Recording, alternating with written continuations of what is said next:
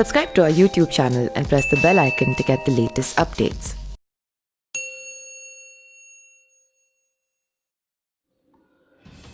पूरी दुनिया में महात्मा गांधी के बारे में जितना लिखा गया है उतना शायद ही किसी दूसरे व्यक्ति के बारे में लिखा गया हो। गांधी जी को महात्मा कहकर पहली बार विश्व कवि रविन्द्रनाथ टैगोर ने संबोधित किया था। तब से पूरी दुनिया में उन्हें महात्मा गांधी कहा जाने लगा है। अहिंसा के इस पुजारी को देश ने राष्ट्रपिता का दर्जा देकर सम्मानित किया है, लेकिन गांधी जी के साथ कंधे से कंधा मिलाकर चलने वाली और हर संघर्ष में उनका साथ देने वाली उनकी धर्मपत्नी कस्तूरबा गांधी के जीवन के बारे में लोग ज़्यादा नहीं जानते हैं। यहाँ तक कि उनका असली नाम क्या था, इसके बारे में भी कम लोगों को ही पता होगा। महात्मा गांधी के जन्मदिवस पर आज हम आपको बताने जा रहे हैं कि क्या था कस्तूरबा गांधी का असली नाम और उनके जीवन की कुछ महत्वपूर्ण बातों के बारे में। कस्तूरबा गांधी का असली नाम कस्तूरबा बाई माखनजी कपाड़िया था। उनका जन्म 11 अप्रैल 1869 को गुजरात के पोरबंदर में हुआ था।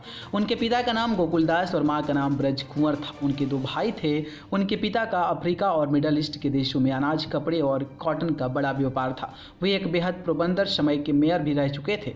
गांधी जी के पिता करमचंद गांधी पोरबंदर के दीवान थे। गांधी जी की मां नाम पुतलीबाई था। दोनों परिवारों में गहरी दोस्ती थी। इसी वजह से गांधी जी की शादी कस्तूरबा बाई से करने का निर्णय दोनों परिवारों ने लिया था। जब दोनों 7 साल के थे तभी उनकी सगाई हुई थी और 13 साल की उम्र में साल 1882 में उनकी शादी हो गई।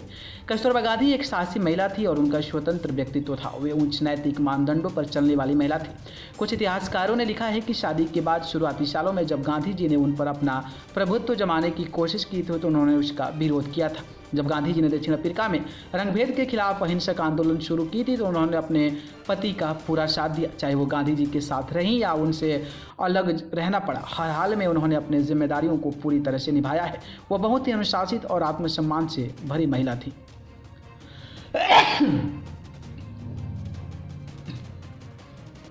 दक्षिण अफ्रीका में रहते हुए उन्होंने अपने सारे गहने दान कर दिए थे और बहुत सी सादगी भरा जीवन बिताती थी।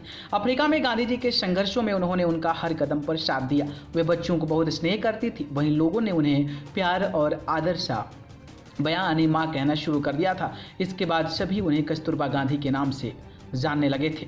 जब साल 1914 में गांधी जी और कस्तूरबा गांधी भारत लौट आए और गांधी जी ने अंग्रेजों के खिलाफ आंदोलन छेड़ा तो कस्तूरबा गांधी ने हर कदम पर उनका साथ दिया। वह आश्रम में सभी के साथ रहती थी और वहां की हर व्यवस्था का पूरा ध्यान रखती थी। 1942 में भारत छोड़ो आंदोलन के दौरान गांधी जी की गिरफ्तारी के बाद जब उन्होंने मुंबई के शिवाजी पार्क में सभा को संबोधित करने की कोशिश की तो पुलिस ने उन्हें गिरफ्तार कर लिया। उन्हें आर्थर रोड जेल में ले जाया गया, जहाँ जिस सेल में उन्हें रखा गया वह बहुत ही गंदा और बदबूदार था। बाद में उन्हें पूना के आगा खां पैलेस में ले जाया गया, जहां गांधी जी को भी कैद रखा गया था। कस्तूरबा गांधी ने एक पत्नी और मां के रूप में भी अतुलनीय भूमिका निभाई थी। पति के संघर्षों में साथ देने के लिए उन्होंने अपना सब कुछ देश के नाम अर्पित कर दिया। उन्होंने अपने सारे गहने और बहुमूल्य चीज़ें दान में दे दी। उनके दरवाजे पर आदमी के लिए खुले थे। वो हर किसी की मदद करती थी। बीमारियों का ख्याल रखना, उन्हें समय पर दवा देना उनका काम था। आश्रम में किसी को कोई तकलीफ तो नहीं हो, इसका ख्याल भी वह किसी माँ की तरह रखती थी। सभी लोग उन्हें बहुत चाहते भी थे। कस्तूरबा गांधी ने आगा खां महल के डिटेंशन कैंप में ही थी। आखिरी सांस ली 22 फरवरी 1944 की शाम को उनकी मृत्यु हो गई। उस समय गांधी जी वहीं मौजूद थे। आगा खां महल में 23 फरवरी 1944 को अंतिम संस्कार हुआ। गांधी जी तब तक वहां बैठे देखते रहे जब तक चिता पूरी तरह जल नहीं गई। जब किसी ने उनसे बीच में नहीं जाने को कहा था तो गांधी जी ने जवाब दिया था कि 62 साल तक एक साथ जीवन गुजारने के बाद यह अंतिम रूप से अलगाव हो गया। कम से कम चिता को पूरी तरह जलता तो देखने दो। उसी शाम प्रार्थना सभा की समाप्ति के बाद गांधी जी ने कहा कि मैं बाघ के बिना अपने जीवन की कल्पना नहीं कर सकता। सरोजिनी नायडू ने कस्तूरबा को गांधी भारतीय अस्तित्व का प्रतीक बताया था। न्यूज़ रूम से न्यूज़ लाइव की रिपोर्ट। न्यूज़